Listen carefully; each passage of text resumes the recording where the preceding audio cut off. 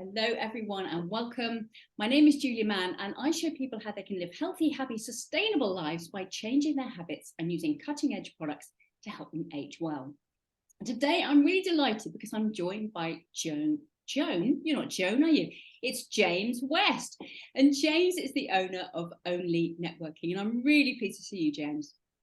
I've been called a lot of things before, Julie, but not Joan. I don't even know where that one came from. I don't know either. But I'd still prefer that to Jamie, if I'm honest with you. Joan is better than Jamie, just a little Joan tip. from now on then. Okay. So I know that you're going to talk about habits for successful online networking. So I'm just going to hand straight over to you. Is that okay?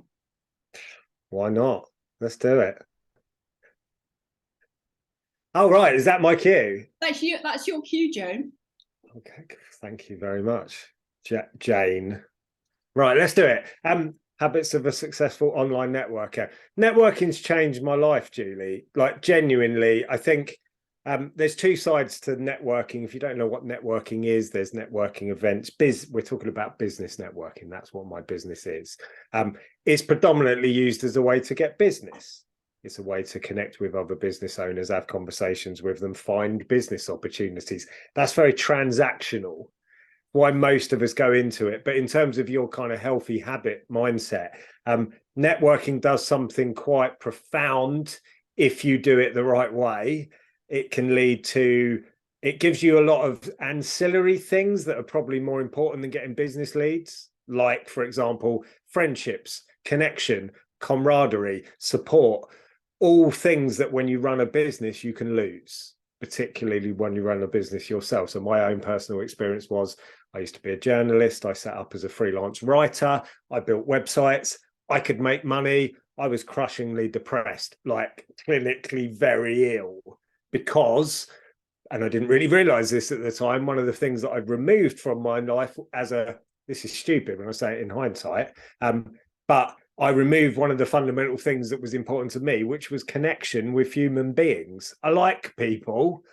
And I sat in a room and worked on my own. So if you take the right approach to networking, you can get business opportunities, but you can also build friendships. I met my wife at a networking event, Julie, so I have to be a fan of how these things work. But I'm just going to flash through, because there is a formula or a kind of approach that helps you get business opportunities and friendships and support and all of that other stuff. So I think the main thing to start with is to say that networking is a two-way process.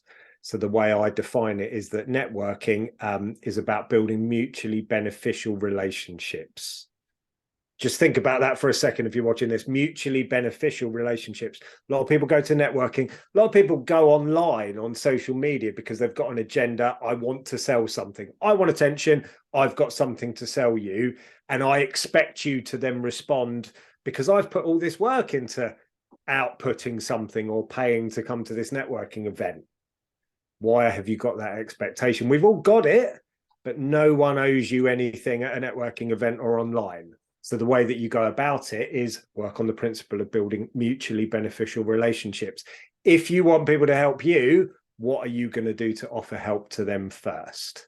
So I always work on that principle. You don't have to spend money, not at all. If you've got money and you meet people that services you want to access, fantastic. But if you don't have money, particularly difficult when you're starting out, you can help people and earn credit with them by just being supportive, by listening to them, i.e. if you're on a networking event and they're speaking, don't sit here writing an email because you're not really that interested. It's a common mistake that people make at networking. So we're there to build mutually beneficial relationships. And it's as much about just showing interest in people. And do you know what happens as a result of that? You build credit. People are more likely to help people that have shown they are willing to help others.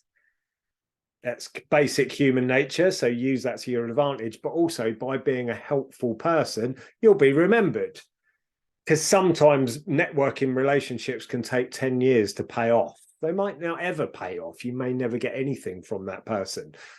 But it all starts with being a person that's remembered for the right reasons. So go to networking, not thinking, what am I going to get? Go along thinking about how you can help others and you won't go too far wrong. Couple of other habits. You've got to connect networking events with online activity. So social media, are you going to networking events and just mining connections? Because by the way, anyone can go on LinkedIn now and click the connection button over and over and over. You are not building connections. You're actually probably damaging your LinkedIn profile by doing that. And also, you're not building any relationships. You've just clicked a button. So it's all about getting to know people, having conversations with them. And again, are you going to a networking event, pitching, not really then listening when it's your turn not to speak, i.e. you should be listening, and then expecting people to do the work for you? Because again, why would you expect that? Classic one at networking events. Oh, I'd love you to support my LinkedIn. I'd love you to support my posts.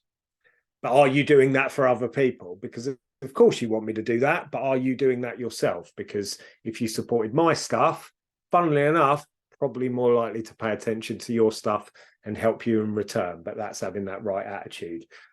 So basically, if you don't do any follow-up activity from a networking event, whether it's online or in person, nothing happens.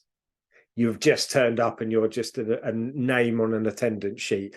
You use those events as an icebreaker to get into conversations with people.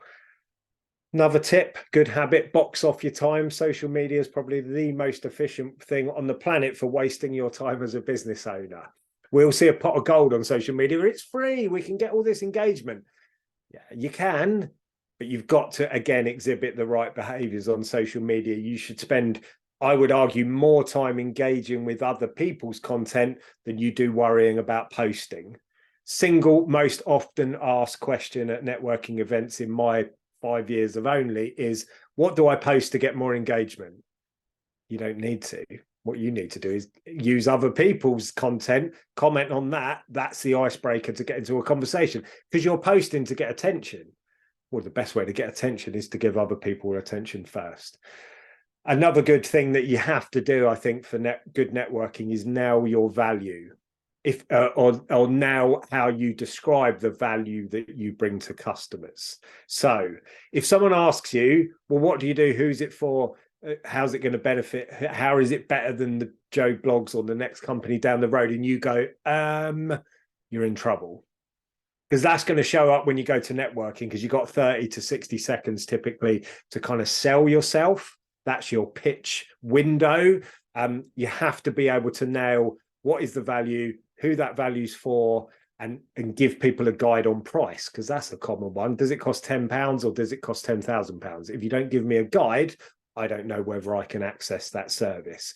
If you don't nail that, so if you go to networking and you're making it up as you go along, I would almost guarantee you're going to struggle with any other marketing that you do. Social media, email marketing, website. If you can't get that 30-second pitch right, and it really cuts to the chase of where you provide value, all of your marketing is going to be an uphill battle. So, and by the way, networking, in my experience, is the best way to ascertain whether that messaging is working, because you get immediate feedback and you can ask people, how does that messaging land? And then the final one, try and enjoy the process of meeting people. That, for me, is the gold of networking. I met my wife. I've met most of my friends through networking, because as you grow older and you run a business, you don't have work colleagues in that same sense. So these people become your friends. But again, it's about being open. I always start with the principle of, I don't care who you are, you're interesting. Everyone is interesting in my eyes. Everyone has got something to say, something that you can learn from them, or you can just have a bit of fun talking to. What's wrong with that? We can spend all of our lives in business and not have a very good time. So I think it's really important to enjoy yourself, talk to people about things that aren't business, because otherwise we might as well just share each other's webpage address, mightn't we? And go, well, go and read that. It's about having conversations, try and enjoy the process, and it can take you to some amazing places. There you go. Oh my goodness, you just nailed that, James, didn't you? I love all those tips that you shared. And some of them, of course, if you're watching, will probably seem a little bit obvious, but are you doing it? That's the thing. Are you doing it? So Definitely. much there to unpack, James. And I really love that you talked about the fact that we need to be enjoying it. I mean, life can be very short, and we don't know how long we've got. So let's have a really great time. And actually, they've proved that one of the keys to happiness is connection. So It's all about that relationship. Yeah, Exactly. who are you being and how are you relating to other people? So thank you so very much. You're Before welcome. you go, I absolutely have to plug your networking organization, because I'm part of Only and I really love it. I love it for all the reasons that you've just shared. So thank you very much. So if this is your first experience with James, go check him out. His links will be below here, below this video, as will mine. But all there is for me to say is thank you, James, so much for sharing those things.